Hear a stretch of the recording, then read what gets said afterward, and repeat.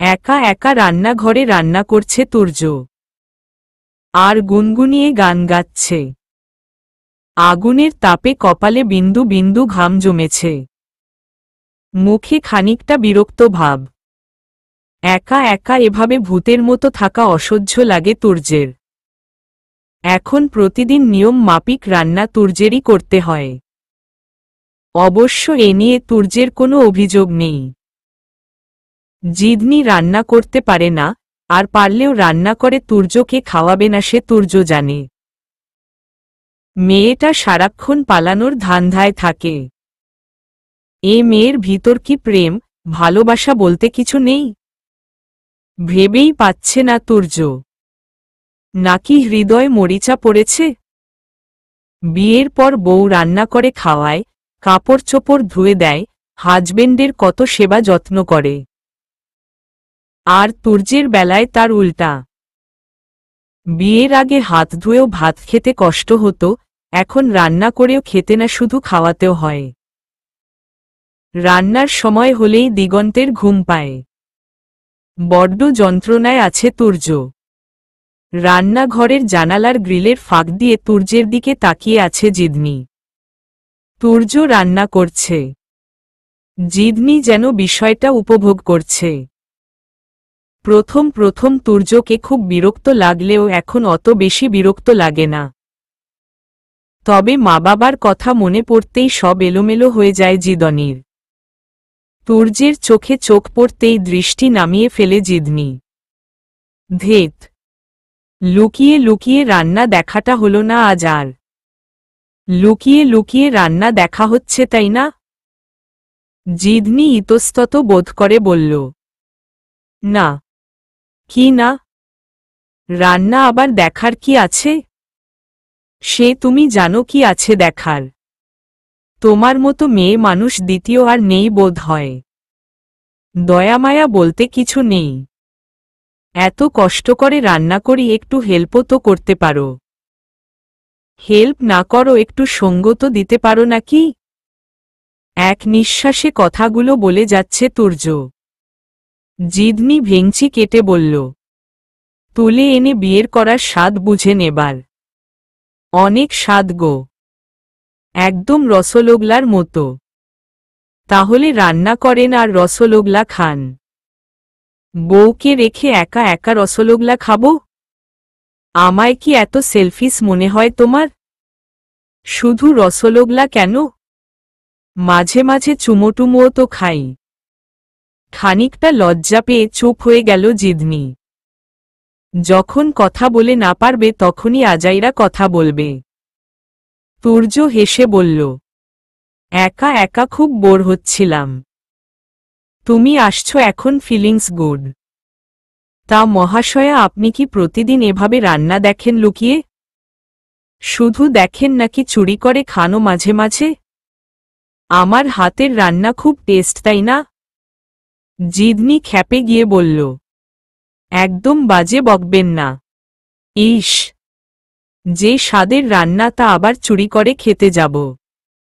তুর্য এবার জিদনি কাছে গিয়ে জিদনির গা ঘেঁষে দাঁড়িয়ে বলল। তুমি একটু স্বাদ করে রান্না করে খাওয়াতে পারো না একদিন? জিদনি দূরে সরে গিয়ে দাঁড়িয়ে বলল। না, পারি না। দূরে সরে গেলে যে? আমার কোনো ছোঁয়াচে রোগ নেই। আপনার নেই, আমার আছে। তুর্য আর কিছু না বলে জিদনিকে শক্ত করে জড়িয়ে ধরল। জিদনি বরাবরের মতো চোখ বের করে ঠায় দাঁড়িয়ে আছে। তুর্য জিদনির থুতনিতে চুমো খেয়ে বলল। তোমার ছোঁয়াতে রোগ কেন, মৃত্যু থাকলেও আমি প্রস্তুত। তুর্যের কথা শুনে শরীর জ্বলে যাচ্ছে জিদনির। এত প্রেম কোথা থেকে আসে ভেবে পায় না। জিদনি তুর্যের কাছ থেকে নিজেকে ছাড়িয়ে বলল। কথায় কথায় জড়িয়ে ধরা চুমো খাওয়া লজ্জা করে না আপনার? লজ্জা করবে কেন? আর কথায় কথায় কই? অনেকগুলো কথার পর জড়িয়ে ধরলাম। উফ! এক বিশ্লেষণ করতে হবে না আপনার। তুর্য হেসে বলল। তবে কি জানো? তুমি কি আগের মতো আমার উপর বিরক্ত হও না? আগে একটু চুমো খেলে কাঁদতে, এখন তেমন কিছু বলো না। ভালোবাসতে শুরু করেছ নাকি? ভালোবাসা কথাটা শুনে বুকের মাঝে ধক করে উঠে জিদনি। আসলেই কি তুর্যের প্রতি দুর্বল হয়ে যাচ্ছেও? তুর্যকে ভালোবাসা? অনেকক্ষণ ভেবে জিদনি বলল, আপনার উপর আগের থেকে আরো বেশি বিরক্ত, তাই কাঁদি না। কাঁদতে কাঁদতে অসহ্য হয়ে গেছি। হয়েছি, আর লজিক দেখাতে হবে না। লজিক নয়, দ্যাটস ট্রু।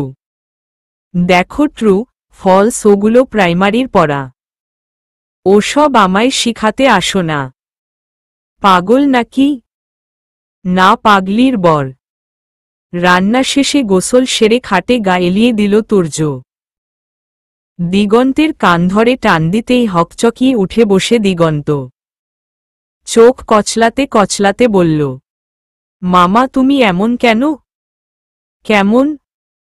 আমার নিরহ ঘুমটা ভেঙে দিল। একটু ঘুমালেই তোমার অপারেশন সার্চলাইট শুরু হয়। একটু ঘুমাইছিস তুই, তাই না? টানা 3 ঘন্টা ঘুমাইছিস, আবার আমায় কথা শোনাচ্ছিস। রান্না তোর বাপ করবে? দেখে আমার বাপের থেকে তোমার উপর ভরসা বেশি। তুর্য আধশোয়া অবস্থায় হতাশ ভঙ্গিতে বলল, কত কি করি তোর মামির জন্য, তাও লাইনে আসছে না। লাইনে আসবে কিভাবে? তুমু লাইনে আনতে জানো? মামু একটু শিখিয়ে দে না কিভাবে কি করব। বউয়ের পা টিপো যাও। ধুর, আমি কি এত হাবা? তুমি হাবার চেয়েও অধম। রাতে আমার সাথে শো কেন? মামির সাথে ঘুমাতে পারো না? দিগন্তের কথা শুনে ভ্যাবাচ্যাকা খেয়ে যায় তুর্য। খানিকক্ষণ ভেবে বলল, তোর নানা নানু কোনো রকম ডিস্টার্ব করতে না করছে। জোর করে তো ভালোবাসা পাওয়া যায় না মামু।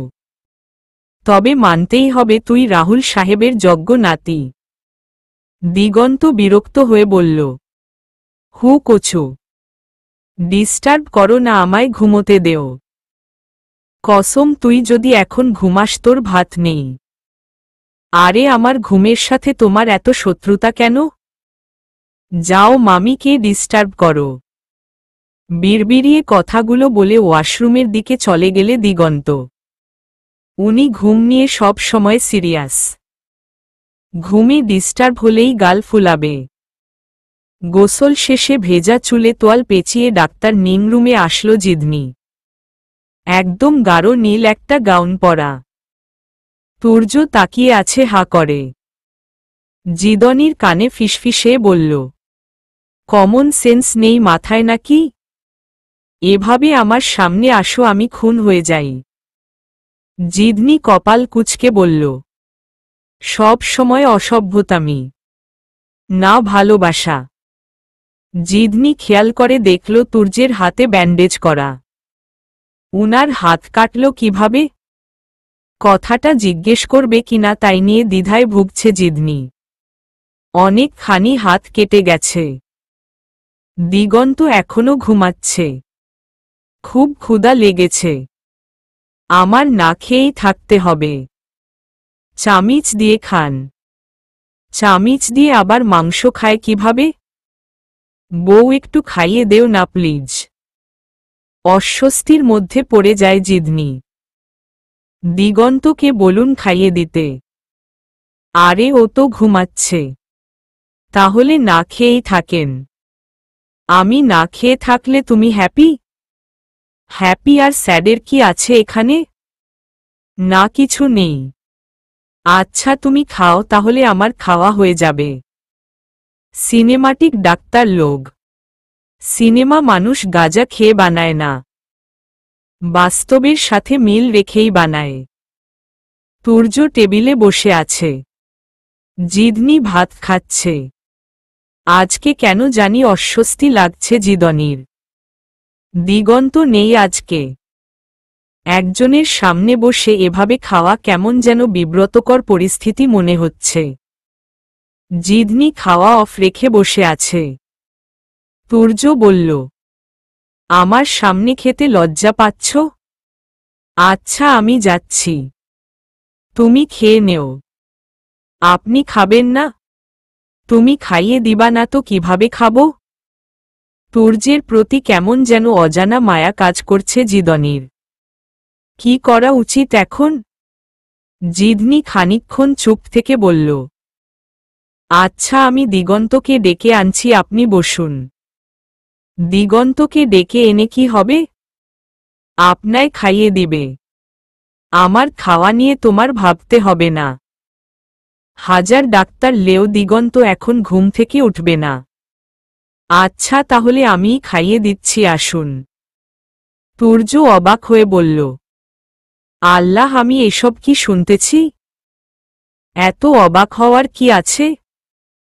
মানুষের সেবা করা পরম ধর্ম।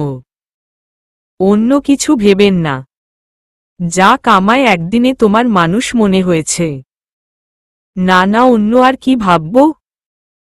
কাপা কাপা হাতে তুর্যের মুখে খাবার তুলে দিচ্ছে জিদনি।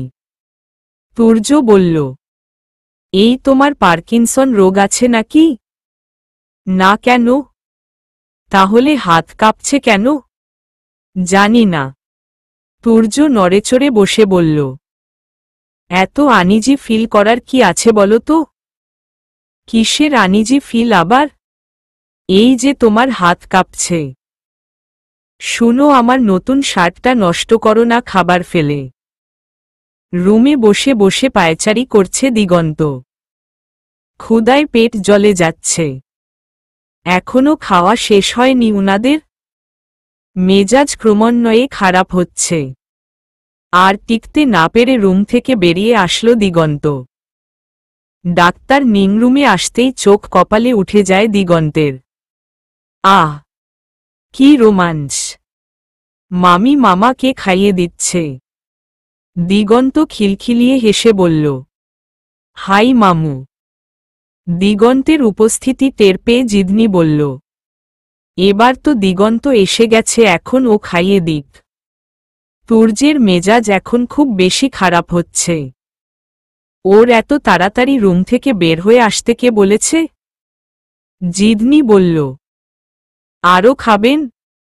অলরেডি 3 প্লেট খেয়েছেন। দিগন্ত ঠোঁটে দুষ্টুমির হাসি ফুটিয়ে বলল, মামি তোমার হাতের 3 প্লেট কেন, 13 প্লেট খেলেও মামার পেট ভরবে না। দিগন্ত আসা মাত্রই জিদনি বুঝে ফেলেছে আজ লজ্জা পাওয়ার হাত থেকে রেহাই নেই। জিদনি কথা না বাড়িয়ে রুমে চলে গেল। দিগন্তের কান টেনে ধরে তুর্য বলল, শালার বাচ্চা দিল তো আমার রোমান্সে পানি ঢেলে। আমি না খেয়ে মরি আর উনি আছে রোমাঞ্চ নিয়ে। আগে পেট বাঁচাও, তারপর তোমার রোমাঞ্চ। আর 5 মিনিট রুমে থাকলে কি হতো তোর? এজন্যই মানুষকে বুদ্ধি দিতে নেই। বুদ্ধি দিয়ে এখন না খেয়ে থাকতে হচ্ছে। তুর্য হেসে বলল, তুই বুদ্ধি না দিল কে দিবে বল? তোকে না খেয়ে থাকতে বলেছে কে? খাবার যা আছে তুই আরও 3 দিন খেতে পারবি। ইদানিং শরীরটা খুব খারাপ যাচ্ছে জিদনির বাবার। মেয়ের চিন্তায় শেষ হয়ে যাচ্ছে জিদনির মা। জিদনির বাবার বয়স বেশি না, বয়সী সুদর্শন পুরুষ। জিদনিই বড় মেয়ে। চেহারায় স্পষ্ট চিন্তার ছাপ। খাটে আধশোয়া অবস্থায় শুয়ে আছে। এক হাতে ভাতের প্লেট, অন্য হাতে পানির গ্লাস নিয়ে রুমে ঢুকল জিদনির মা। খাটের পাশে টেবিলটায় ভাতের প্লেট রেখে বলল, আর কত বেলা না খেয়ে থাকবে শুনি? আমায় সান্ত্বনা দিচ্ছ? আমার থেকে কি তুমি কষ্ট কম পাচ্ছ? না খেয়ে থাকলে শরীর খারাপ করবে আবার। ডাক্তার তার ঠিকমতো খেতে বলেছে। পাল্টা জবাবে জিদনির বাবা বলে, তুমি ঠিকমতো খাও। এত বেশি কথা না বলে খেয়ে নেও। কিছুক্ষণ আনমনে ভেবে জিদনির বাবা বলল, আজকে আবার থানায় যেতে হবে। মামলা মোকদ্দমা এসব আমার একদম ভালো লাগে না। রাস্তায় বের হলে বাজে জনে বাজে কথা বলে শুনতে বিশ্রী ঠেকে। জিদনির মা দীর্ঘ নিঃশ্বাস ফেলে বলল, মানুষের কথায় কান দিও না। কান না দিয়েও তো পারা যায় না। সামান্য একটু খেয়েই থানায় রওয়ানা হল জিদনির বাবা। পথেই দেখা রাহুল চেয়ারম্যানের সাথে। দূর থেকে জিদনির বাবাকে দেখতে পেয়ে হেসে দেয় রাহুল চেয়ারম্যান।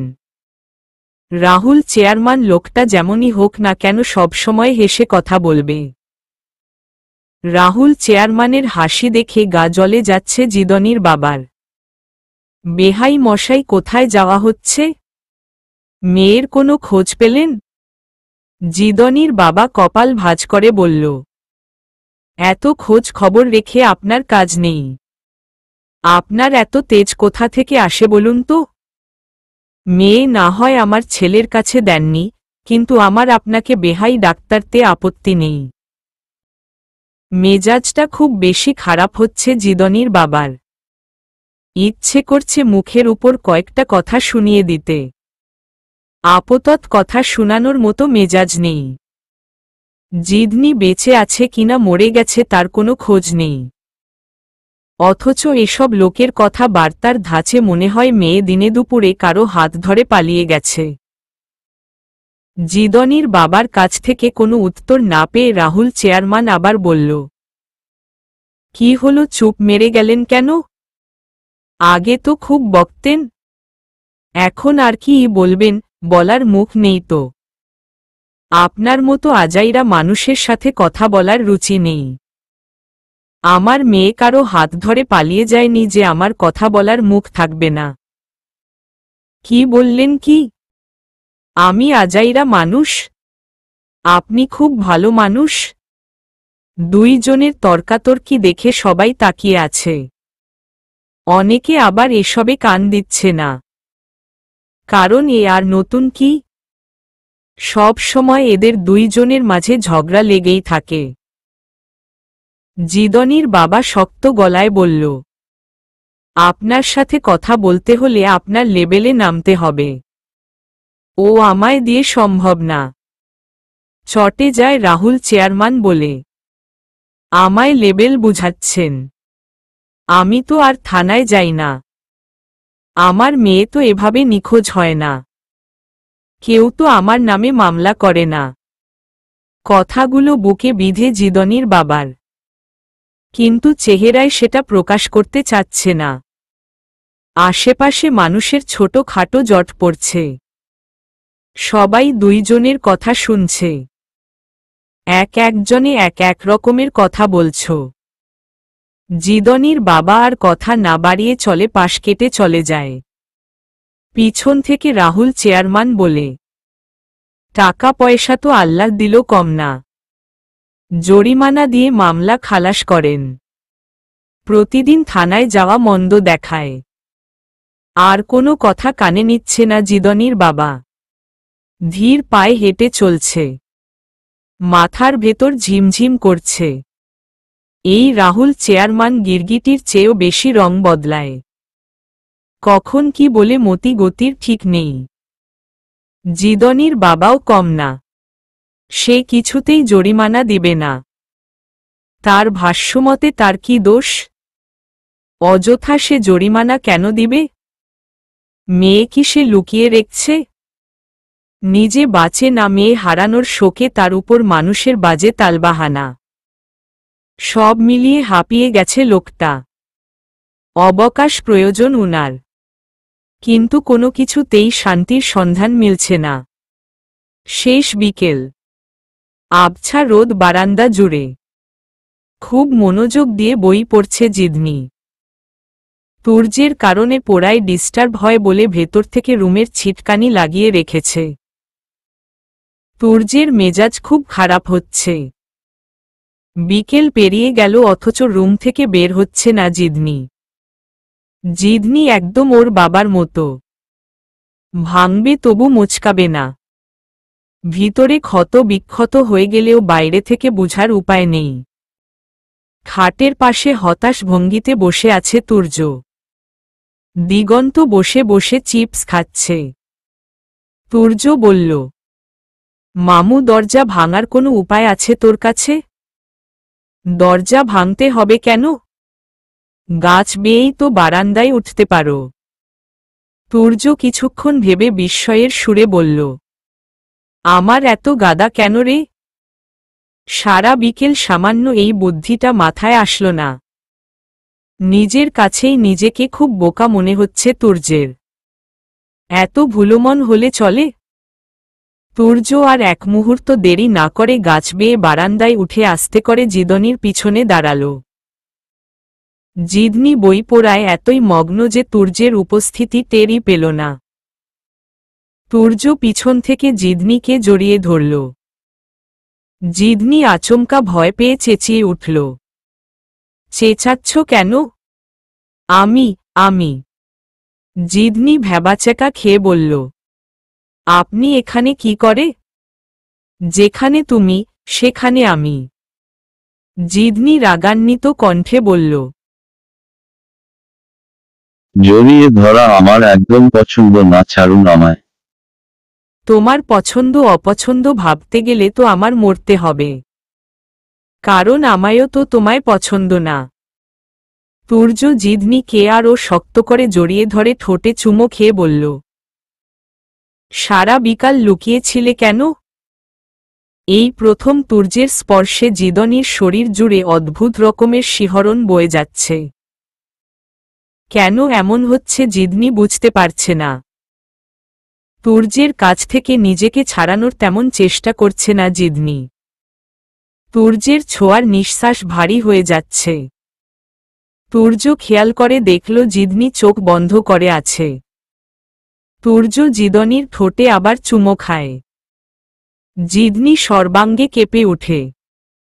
তুর্য উপভোগ করছে বিষয়টা।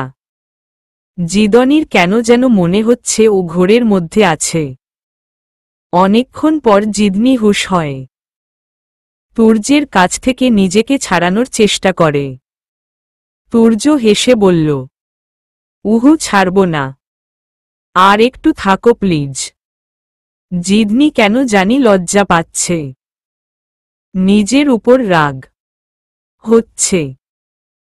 তুর্য এভাবে জড়িয়ে ধরে আছে এতক্ষণ ধরে, অথচ ও কিচ্ছু বলছে না। জিদনি কিছুটা রাগান্বিত কণ্ঠে বলল, ছাড়ুন নয়তো ভালো হবে না। তুর্য উচ্চস্বরে হেসে বলল, জোর করে রাগ দেখাচ্ছ?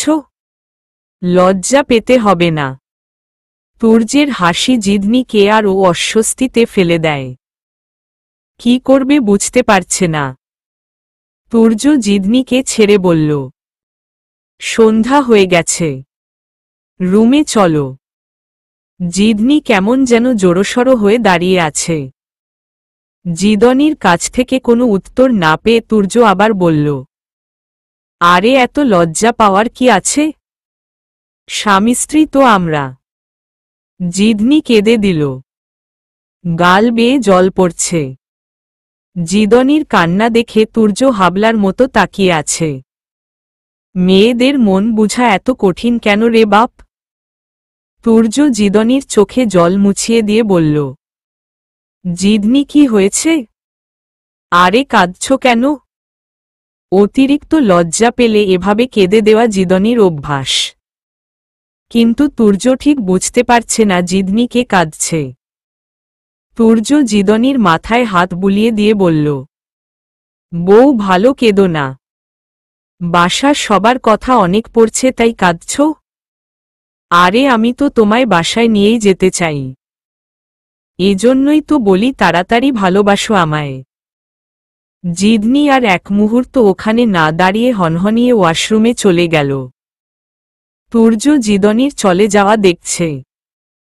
মনে মনে হাসছে তুর্য। জিদনি যে ওকে ভালোবাসতে শুরু করেছে তা বুঝতে পারছে তুর্য। মনে মনে খুব আনন্দ হচ্ছে তুর্যের। ওয়াশরুমে আয়নার সামনে দাঁড়িয়ে নিজের চেহারার দিকে এক দৃষ্টিতে তাকিয়ে আছে জিদনি। নিজের উপর রাগ হচ্ছে। তুর্যের প্রতি কেন দুর্বল হবে? এমনটা কখনো চায়নি জিদনি। আয়নার সামনে দাঁড়িয়ে নিজেকে শুধরাচ্ছে জিদনি। নিজের মনকে শক্ত করছে। যেন শপথ গ্রহণ করছে কিছুতেই তুর্যের প্রতি দুর্বল হওয়া যাবে না। সন্ধ্যা পেরিয়ে রাত হয়ে গেল। তুর্যের মনটা আজ বেশ ফুরফুরে। দিগন্ত বলল, বেশ খুশি খুশি গালছে। কারণ কি মামু? এত কারণ খুঁজতে হবে না তোকে। যখন ঠেকে পড়ো আমার কাছে আসো উদ্ধার হতে। এখন ভাব দেখানো হচ্ছে। আরে বাপ, কি ভাব দেখালাম? দিগন্ত খাট থেকে নেমে কোমরে হাত রেখে দাঁড়িয়ে বলল, আজকে যদি তুমি জিদনি মামির রুমে না ঘুমাও তাহলে দেখো কি হয়। তুর্য ভ্রু কুঁচকে বলল, তোর মামির রুমে ঘুমোতে হবে কেন? বিয়ের পর তো জামাই বউ একসাথেই ঘুমায়। তুমি আমার সাথে ঘুমাবা কেন? এমনিতেই খাটটা ছোট। তোমার জন্য রাতে আমি খাটের নিচে পড়ে যাই। তুর্য উচ্চস্বরে হেসে বলল, আমি তো খাটের এক কোনায় শুয়ে থাকি। তোর তো পুরো খাট লাগে। রাতে যা গড়াগড়ি করিস নিচে তো পড়বি। সেটা আমার ব্যাপার। তুমি মামির রুমেই ঘুমাবে। তোমায় আর আমার সাথে নিব না। তোর মামি নিবে না তার খাটে, তোর নিবি এই খাটে। পাগল পাইছিস আমায়? যাও মামির সাথে বুঝো গিয়ে। শুধু শুধু আমার সাথে চেঁচাও কেন? দিগন্ত রাতে ২-৩ বার খাট থেকে নিচে পড়ে যায়। ফ্লোরে পড়ে বেচারার অবস্থা ব্যাঙের মতো হয়ে যায়। একটা খাট পুরোই ওর লাগে। ঘুমের চোখে তুর্যকে কত যে লাথি ঘুষি মেরেছে হিসেব নাই। তুই যে খাট থেকে পড়ে যা সে কথা সিজা জানলে তোকে কখনো লাভ লেটার দিত না। মুহূর্তেই দিগন্তের মুখটা ফ্যাকাশে হয়ে যায়। অবশ্য এটা বলা ছাড়া দিগন্তকে খেপানোর কোনো উপায় নেই। দিগন্ত চোখ লাল করে তুর্যের দিকে তাকিয়ে আছে। এ যেন ঝড়ের পূর্বাভাস। তুর্য ভয় ভয় কণ্ঠে বলল, আরে মামু, শুধু সিজা কেন? এ খবর জানলে কোনো মেয়েই তোকে বিয়ে করব না। শেষে বিয়ের পরও আমার মতো বউ ছাড়া ঘুমাতে হবে। দিগন্ত রাগ হজম করে বলল, নিজে যেরকম অন্য কেউ তো সেরকমই মনে করবা। তুর্য আস্তে আস্তে জিদনির রুমের সামনে গেল।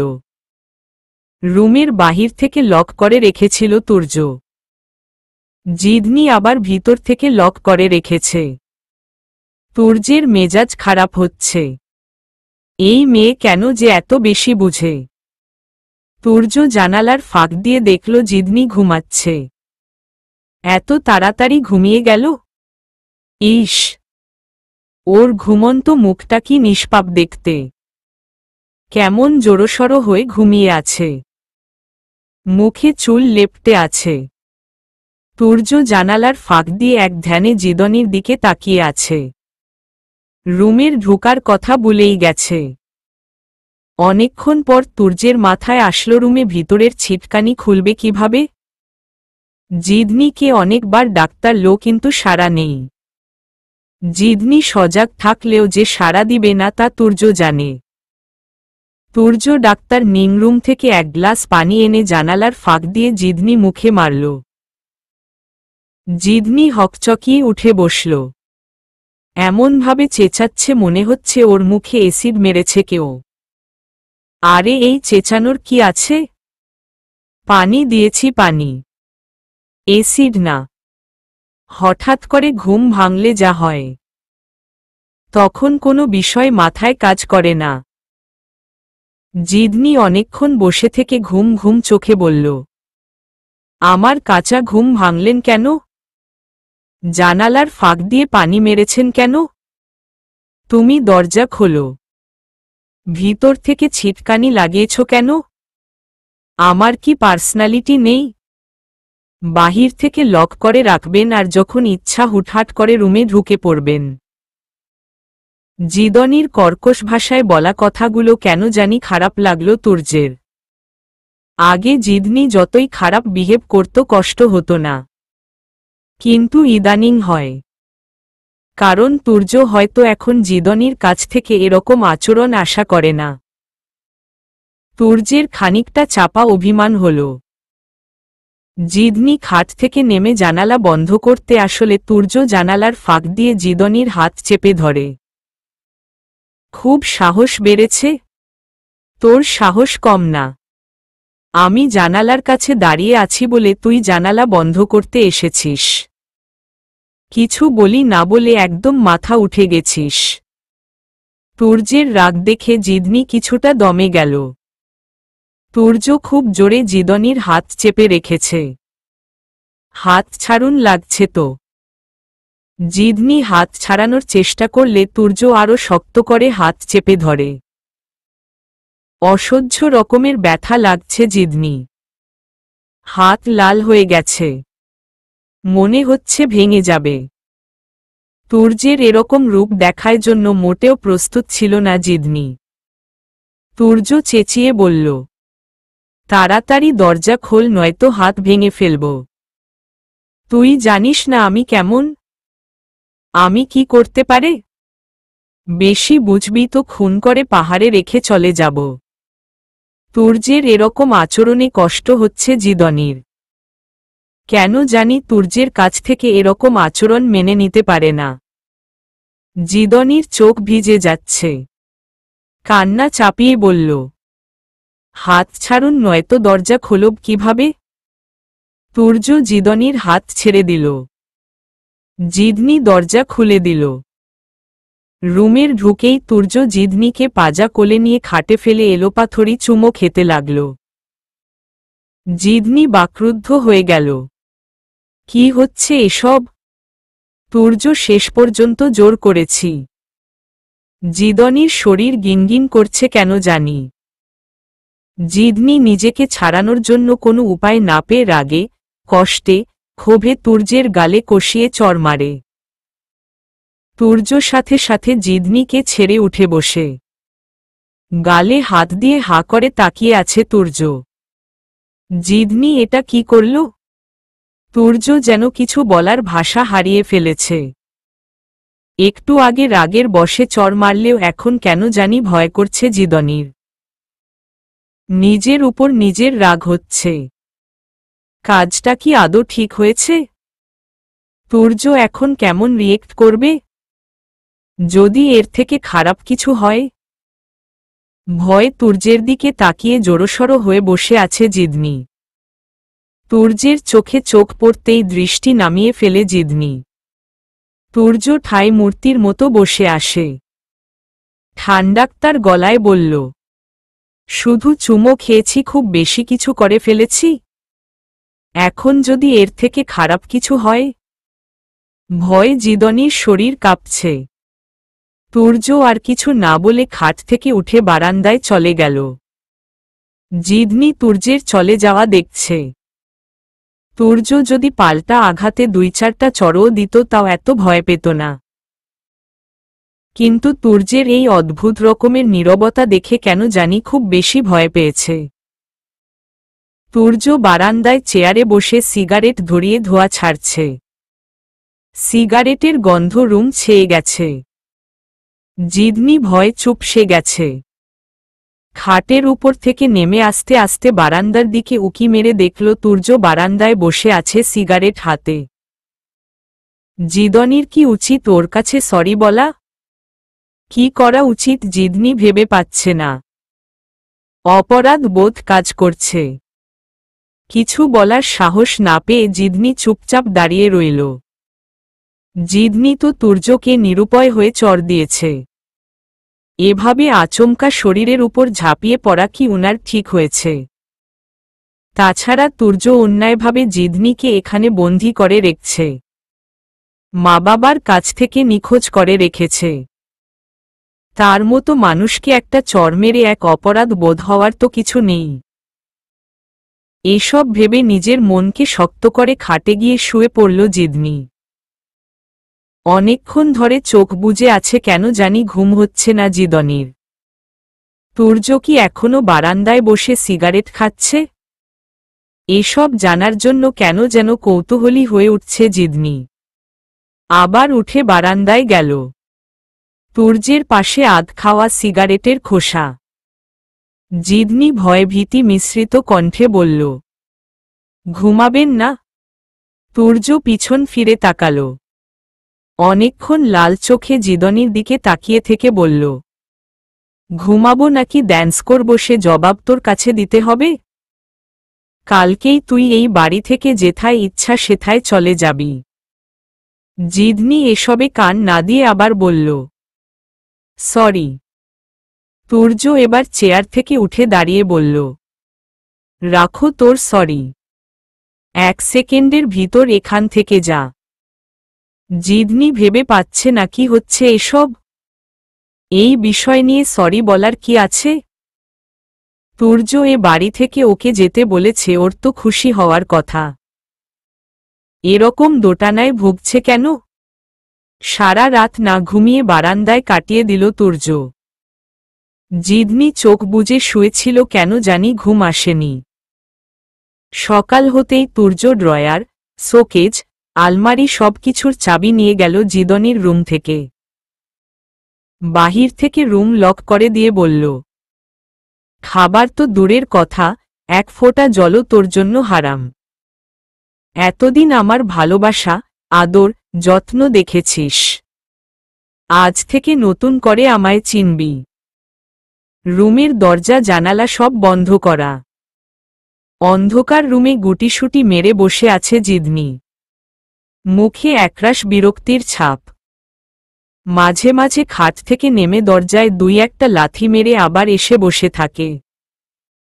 দম বন্ধ হয়ে আসছে। রাতে অনুশোচনা হলেও এখন তুর্যের উপর মেজাজ খারাপ হচ্ছে। একে তো জোর করে তুলে এনেছে, এখন আবার কথায় কথায় শরীর স্পর্শ করে। এসব ভাবতে ভাবতে রাগে ফুঁসছে জিদনি। ভাত খাওয়া নিয়ে খোঁটা দেয়। লাইফটাকে একদম হেল বানিয়ে দিয়েছে। চেয়ারে বসে বসে অন্যমনস্ক হয়ে ভাবছে তুর্য। তুর্যের রাগ দেখে দিগন্ত চুপ হয়ে আছে। কিছু বলার সাহস পাচ্ছে না। পাবেও বা কি করে? তুর্যের রাগ খুব খারাপ জিনিস। চর, থাপ্পড় খাওয়ার ইচ্ছা নেই দিগন্তের। তাই বসে বসে ফোনে গেমস খেলছে। জিদনির জন্য টেনশন হচ্ছে দিগন্তের। মেয়েটাকে রুমে বন্দী করে রেখেছে। তুর্যের এসব রাগ অতিরিক্ত মনে হচ্ছে দিগন্তের কাছে। ভয় ভয়ে জিজ্ঞেস করল, মামা মামির উপর হঠাৎ এমন খ্যাপলা কেন? দিগন্ত ছোট মানুষ। আর জিদনির হাতের চর খাওয়া এটা দিগন্তকে কেন? কাউকেই বলা সম্ভব না। আত্মসম্মান বলতেও তো একটা জিনিস আছে। আবার জানালা বন্ধ করে দেয়। মেয়েটাকে বেশি ভালোবাসি বলে এমনটা করবে? আর গায়ে হাত তুলে। কত বড় বেয়াদব! ব্যাপারটা তুর্যের আত্মসম্মানে আঘাত করেছে খুব। তুর্যের কাছ থেকে কোনো উত্তর না পেয়ে দিগন্ত আবার বলল, এই মামা কথা বলছো না কেন? নানা ভাই তো মামির সাথে খারাপ ব্যবহার করতে না করেছে। তুমি এমন করলে কিন্তু আমার নানার কাছে বলে দিব। ওই কি বলবি তুই? কানের উপর 2টা দিব। তোর জিদনির জন্য এত লাগে কেন? বক বক বন্ধ কর। মেজাজ খারাপ করিস না আর। দিগন্ত খানিকক্ষণ কি যেন ভেবে মুখ টিপে হাসছে। দিগন্তের এমন কারণ ছাড়া হাসি তুর্যের মেজাজটা আরো খারাপ করে দিল। চোখে মুখে বিরক্তি নিয়ে জিজ্ঞেস করল, তোর হয়েছিটা কি? হাসছিস কেন অযথা? দিগন্ত এবার উচ্চস্বরে হেসে বলে, রাতে খাট থেকে পড়ে যাও বলে মামি ঘুমাতে নেয়নি তাই মন খারাপ করেছ?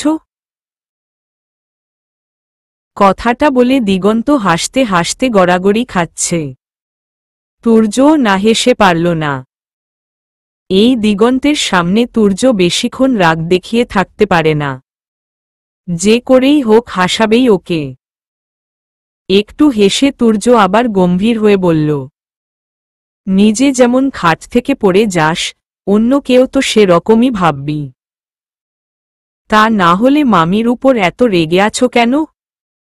দিগন্ত, তুই ছোট মানুষ, এত সব বুঝবি না বাবা।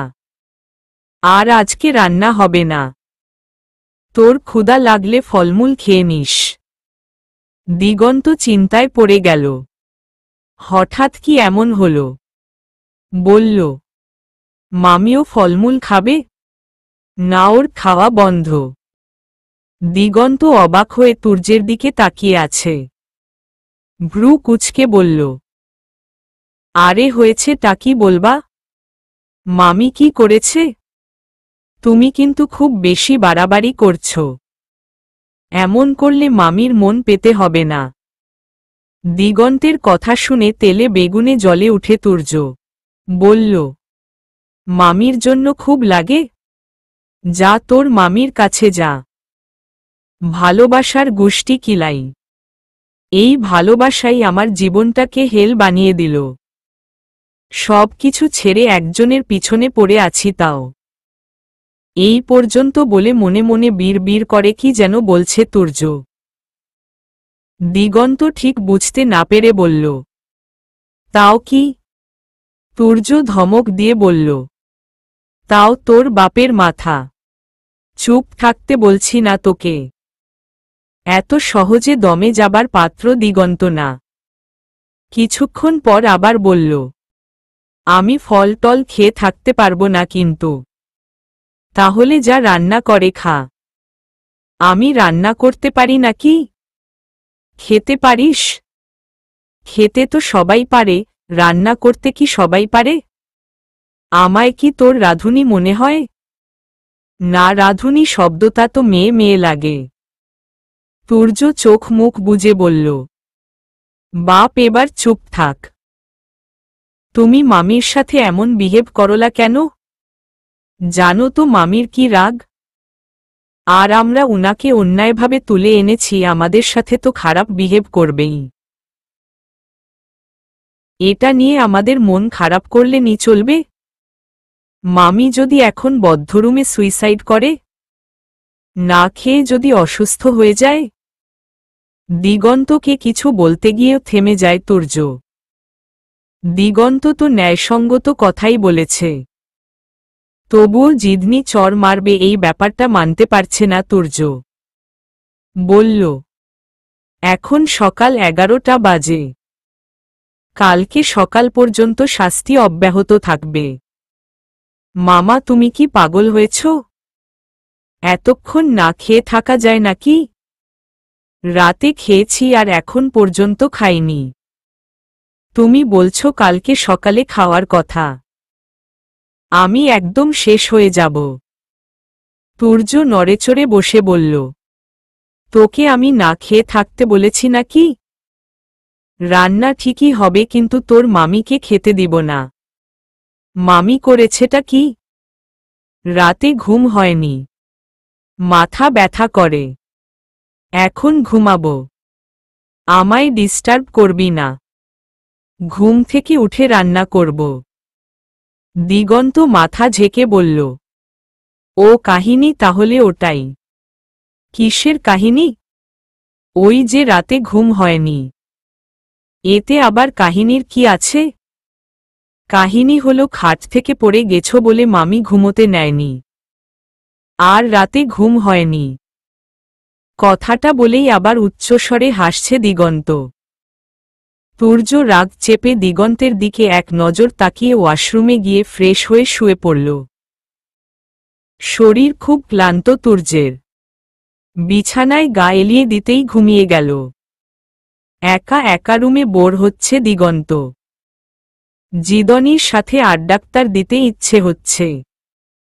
যেহেতু তুর্য এখন ঘুমাচ্ছে, আড্ডাক্তার দেওয়া কোনো প্রবলেমই না। দিগন্ত রুমের চাবি খুঁজছে। কোথায় রেখেছে চাবি? ড্রয়ার তন্ন তন্ন করে খুঁজল, কিন্তু চাবি পাচ্ছে না। দিগন্তের ইচ্ছা করছে তুর্যের মাথায় উপর ঘুষি মারতে। অনেকক্ষণ খোঁজার পর খাটের বিছানার নিচে চাবির সন্ধান মিলল। চাবি পেয়ে খুশি মনে দিগন্ত রুমের সামনে গিয়ে আস্তে আস্তে দরজা খুলল। মনে মনে ভয় হচ্ছে, মামি যদি দরজা ভিতর থেকে লক করে রাখে। কালকে সন্ধ্যার ওই ঘটনার পর আর দরজা ভিতর থেকে লক করেনি জিদনি। দরজা খোলার আওয়াজ পেয়ে হকচকিয়ে উঠে বসল জিদনি। দিগন্ত মুখে আঙ্গুল চেপে বলল, ইস, চুপ, চেঁচিও না না, মামা সজাগ হয়ে যাবে।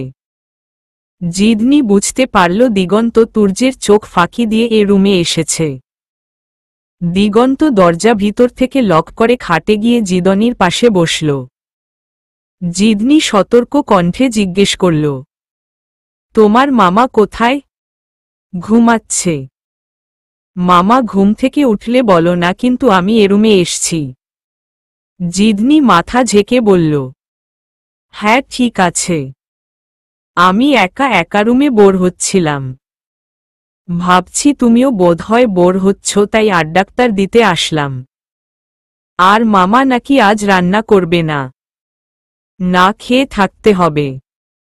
আচ্ছা, মামার সাথে তোমার হয়েছেটা কি? জিদনি গম্ভীর কণ্ঠে বলল, কিছু হয়নি। পেটে ক্ষুধা লেগেছে তোমার? আমি সকাল থেকে আপেল খেয়ে আছি। ক্ষুধা লেগেছে খুব। দাঁড়াও, আমি আপেল নিয়ে আসছি তোমার জন্য। দিগন্ত তুর্যের রুমে চলে গেল। পালানোর জন্য এটাই উত্তম সুযোগ। জিদনি আর কিছু না ভেবে রুম থেকে বেরিয়ে পড়ল। দিগন্ত রুমে এসে দেখে জিদনি নেই। খানিকটা চমকে যায় দিগন্ত। বারান্দায়, ওয়াশরুমে, পুরো বাড়ি তন্নতন্ন করে খুঁজল। রীতিমতো ঘামতে শুরু করে দিগন্ত। মামি কি পালিয়ে গেছে? মামা তাহলে আমায় আস্ত রাখবে না। ভয়ে হাত পা কাঁপতে শুরু করে দিগন্তের। মামি মামি বলে ডাকতারছে, তাও কোনো সাড়া নেই। মামি কি এতই সেলফিশ এভাবে পালিয়ে যাবে? তুর্য ঘুমাচ্ছে। তুর্যকে এসব বলার সাহস পাচ্ছে না দিগন্ত। 1 ঘন্টা হয়ে গেল, জিদনিকে খুঁজে পাওয়া গেল না। দিগন্ত তুর্যের কাছে কিছু না বলে বাড়ির আশেপাশেও জিদনিকে হন্য হয়ে খুঁজেছে। এখন তুর্যের কাছে বলা ছাড়া উপায় নেই। বললে কেমন রিয়েক্ট করবে তুর্য? ভাবতেই ভয় কেঁপে উঠছে দিগন্ত। চোখ থেকে পানি পড়ছে দিগন্তের। আস্তে আস্তে রুমে গিয়ে তুর্যের পাশে বসে ফুফিয়ে ফুফিয়ে কাঁদতে লাগল। ভয় আর কান্না জড়িত কণ্ঠে ডাকতে লাগল তুর্যকে। তুর্যের ঘুমই ভাঙছে না। দিগন্তের কান্নার শব্দ ক্রমশ বেড়ে চলেছে। তুর্যের ঘুম ভেঙে যায় দিগন্তের ডাক্তার। তুর্য কিছু বুঝতে না পেরে দিগন্তের দিকে হাঁ করে তাকিয়ে রইল। হঠাৎ ঘুম ভাঙার ফলে কিছুই বুঝতে পারছে না। চোখ কচলাতে কচলাতে তুর্য বলল, আরে হয়েছে কি, কাঁদছিস কেন? দিগন্তের হাত পা কাঁপছে। কিছুতেই বলার সাহস পাচ্ছে না। কেঁদেই চলেছে। মুখে কিছু বলছে না। তুর্য আবার বলল, কি হয়েছে? পেটে ক্ষুধা লেগেছে তোর? আচ্ছা, আমি এখন রাঁধব। তবুও কান্না বন্ধ করত। দিগন্তের কান্না আরো বেড়ে চলেছে। দিগন্তের এমন কারণ ছাড়া কান্নায় বিরক্ত হচ্ছে তুর্য। আবার বিষয়টা তুর্যকে ভাবাচ্ছেও। এরকম অযথা কান্না করার মতো ছেলে তো দিগন্ত না। যে জন্যই কাঁদুক, অন্তত কারণটা তো বলবে। তুর্য এবার ধমক দিয়ে বলল, কি হয়েছে বলতে বলছি না। মামিকে পাচ্ছি না। মুহূর্তের চোখমুখ কুঁচকে ফেলে উদ্গ্রীব হয়ে তুর্য বলল, কি কি কি বললি? দিগন্ত কান্না ভেজা কণ্ঠে বলল, মামি রুমে নেই। অনেক খুঁজেছি, কোথায়ও পাচ্ছি না মামিকে। রুমের দরজা তো লক করা ছিল। ইভেন বাড়ির মেইন দরজাও লক করা ছিল। আর চাবি ছিল তুর্যের কাছে। তাহলে জিদনিকে পাওয়া যাচ্ছে না মানে কি? এত সব জিজ্ঞেস করার সময় নেই এখন তুর্যের। তুর্য পাগলের মতো ছুটে জিদনির রুমের কাছে গেল। রুমের দরজা খোলা। পুরো বাড়িয়ে কোথায়ও নেই জিদনি। তুর্য হাঁপিয়ে গেল। চেঁচিয়ে বলল, এই কাঁদবি না তুই? চুপ কর একদম। সবটা খুলে বল। কখন থেকে জিদনিকে দেখছিস না? দিগন্তের কাঁদতে কাঁদতে বলল, তুমি যখন ঘুমাচ্ছিলে আমি তখন বিছানার নিচ থেকে চাবি নিয়ে মামির রুমে যাই। মামি বলছিল উনার নাকি ক্ষুধা লেগেছে। আমি তোমার রুমে আসি আপেল নিতে। তোমার রুমে বসে বসে আপেল কাটছি। অনেকক্ষণ পর মামির রুমে গিয়ে দেখি মামি নেই। আর রুমের চাবির সাথে মেইন দরজার চাবিও ছিল। মামিকে খুঁজতে গিয়ে দেখি মেইন দরজা খোলা। দরজার পাশে চাবি পড়ে আছে। আমি পুরো বাড়ি খুঁজেছি, বাইরেও খুঁজেছি, কিন্তু কোথায়ও মামিকে পাইনি। দিগন্তের কথা শুনে হাঁ করে তাকিয়ে রইল তুর্য। এখন কি করা উচিত? দিগন্তকে কিছু বললেই তো জিদনিকে পাওয়া যাবে না। আর দিগন্ত এমন করবে তুর্য ভাবতেই পারেনি। তুর্য হতাশ হয়ে বলল, কতক্ষণ আগে পালিয়েছি জিদনি? মানে এই ঘটনা কতক্ষণ আগের? 1.5 ঘন্টা হবে। দিগন্তের কথা শুনে অবাক হয়ে তাকিয়ে রইল তুর্য। অস্ফুট স্বরে বিস্মিত হয়ে বলল, 1.5 ঘন্টা? দিগন্ত মাথা নেড়ে বলল, হ্যাঁ। তুর্য দিগন্তের গালে কষিয়ে একটা চড় মেরে ক্ষুব্ধ হয়ে বলল, করেছিসটা কি তুই? সব প্ল্যান, চেষ্টা সব শেষ করে দিল। জিদনিকে কোথায় পাবো আমি? আর যেথাই পাই ওকে, ওর অবস্থা খারাপ করে ছাড়ব। পালিয়ে যাওয়া, তাই না? দরকার হলে ওর বাসায় গিয়ে ওকে খুন করে জেলে যাব। তুর্যের কথায় মনে হচ্ছে দিগন্তের থেকে জিদনির উপর ওর রাগ বেশি। যতই রাগ দেখাক ভিতরে ভিতরে ভয় শেষ হয়ে যাচ্ছে তুর্য। জিদনিকে হারানোর ভয়। এত দিনের চেষ্টা বৃথা হওয়ার হতাশা। সব মিলিয়ে পাগলের মতো করতে লাগল তুর্য। জিদনিকে খুঁজতে খুঁজতে অনেক দূরে এসে পড়ল তুর্য। সাথে আছে দিগন্ত। দিগন্ত ভয় কোনো কথা বলছে না, শুধু তুর্যের পিছু পিছু হাঁটছে। পাহাড়ে ঘেরা জায়গাটা, এভাবে হাঁটা চলা রিস্ক। এখান থেকে লোকালয় বেশ দূরে। জিদনি যেতে পারে কোথায়? ইভেন জিদনি এই জায়গার নামও জানে না। ওর কাছে তো ভাড়ার টাকাও নেই। কিছু না ভেবে এভাবে পালিয়ে গেল। তুর্য হতাশ হয়ে একটা গাছের গোড়ায় বসল। দিগন্ত জোড়সড় হয়ে তুর্যের পাশে বসল। বলল, তুই যখন রুমে গিয়ে দেখলি জিদনি নেই, তুই সাথে সাথে আমার কাছে বললি না কেন? দিগন্ত আবার কেঁদে দিল। বলল, ভয় বলিনি তোমার কাছে। তুর্য একটা ক্ষীণ নিঃশ্বাস ফেলে বলল, আব্বার কাছে আমি কি বলল বল? আর জিদনি মেয়েটা এত বেঈমান, ও এভাবে পালিয়ে যেতে পারল। কত কি করলাম ওর জন্য। আচ্ছা তুই বল, ওর হাজবেন্ড কি আমার থেকে ভালো হতো নাকি আমার থেকে বেশি ভালোবাসতো? মনের ভেতর জমানো চাপা কষ্ট থেকে কথাগুলো বলছে তুর্য। আবার জিদনিকে খুঁজতে শুরু করল। ভাগ্যক্রমে যদি জিদনিকে খুঁজে পায় তাহলে ওর অবস্থা খারাপ করে ছাড়বে। প্রায় বিকাল হয়ে গেল, জিদনিকে খুঁজে পেল না। বাসায় ফোন দিয়ে এসব বলার সাহস পাচ্ছে না তুর্য। কি করে বলবে এসব? আনমনে হেঁটে চলেছে তুর্য আর দিগন্ত। হাঁটতে হাঁটতে পা ব্যথা হয়ে গেছে দিগন্তের, কিন্তু ভয় তুর্যকে কিছু বলতে পারছে না। ক্ষুধাও পেয়েছে বেশ। তুর্য থেমে বলল, এবার বাসায় চল। আর খুঁজে লাভ নেই। হাঁটতে হাঁটতে অনেক দূর এসে পড়েছে তুর্য। এখন আবার বাসায় ব্যাক করা। সন্ধ্যা হয়ে যাবে। বাসার কাছে আসতে আসতে সন্ধ্যা হয়ে গেল। বাসার গেটের কাছে এসে তুর্যের চোখ ছানাবড়া হয়ে গেল। জিদনি দাঁড়ানো। তুর্য নিজের চোখকেই বিশ্বাস করতে পারছে না। ভুল দেখছে না তো? দিগন্ত জোরে সরে একটা শ্বাস ফেলল। হাঁপ ছেড়ে যেন বাঁচল। দ্রুত পায়ে জিদনির কাছে এগিয়ে আসতে লাগল তুর্য। যেন ধেয়ে ঘূর্ণিঝড় আসছে। জিদনির কাছে এসে থমকে যায় তুর্য। জিদনিকে এলোমেলো লাগছে। কাপড় কোনো রকম গায়ে জড়ানো, ব্লাউজ পিঠের কাছ থেকে ছেঁড়া, চুল এলোমেলো, গায়ে কাদামাটি মাখানো। তুর্য কাছে আসতেই কাঁদতে কাঁদতে জিদনি কোনো রকম ভাবে বলল, পাহাড়িরা আমায় জোর করে বেঁধে ধর্ষণ করেছে। খুব কষ্ট করে প্রাণ নিয়ে পালিয়ে এসেছি।